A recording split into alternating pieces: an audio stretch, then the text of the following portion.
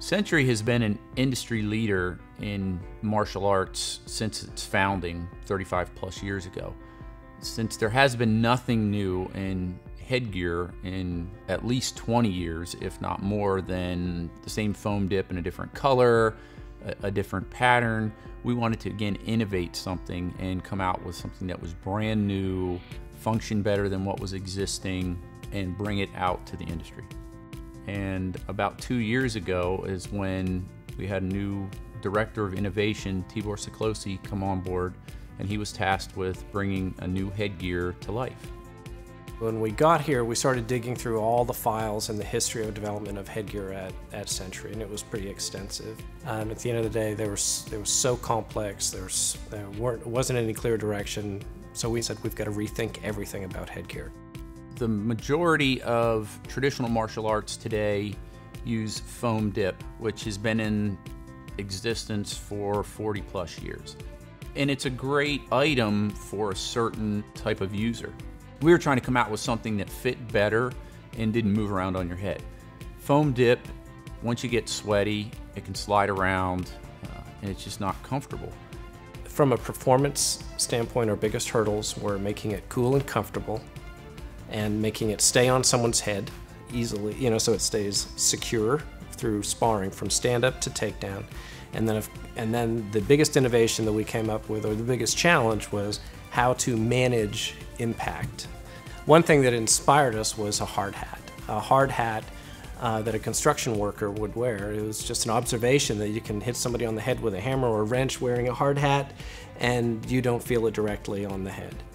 So the challenge for us was thinking, how can we get that idea into a sparring headgear? So the outcome was we ended up embedding foam with a harder shell in the interior, which dispersed the energy. We had to provide ways for the headgear itself to conform to the shape of an individual's head. The only way we could do that was to break it apart and put it into pieces, because they're not rigidly held in place. It allows them to move freely and flex to the shape of someone's head, and they're strapped together so they can adjust. But those independent pieces allow it to stay and conform to someone's head without sliding around.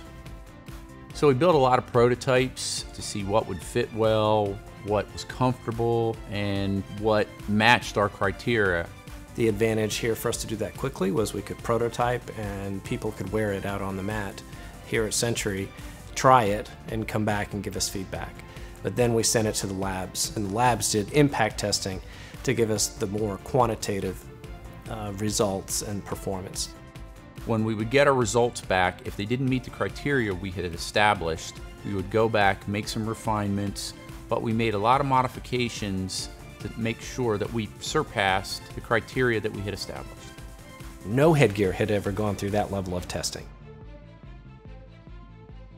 The people that are sparring in Tegu headgear, trying it for the very first time, they go out there, they spar for an hour, they're drenched in sweat, they come out, they take off all their gear, and without even thinking about it, they've left the Tegu headgear on their heads. We're sitting there smiling on the background saying they've forgotten that they have headgear on. In our mind, that was a huge victory. If people will spar in this headgear and they will wear it all day and forget that it's on their head, we achieved a big chunk of what we were after. We think the Tegu is going to be an industry changer. Tegu headgear is just the beginning of what we've been working on. We're so excited about the way Tegu is changing the sparring experience for martial artists today.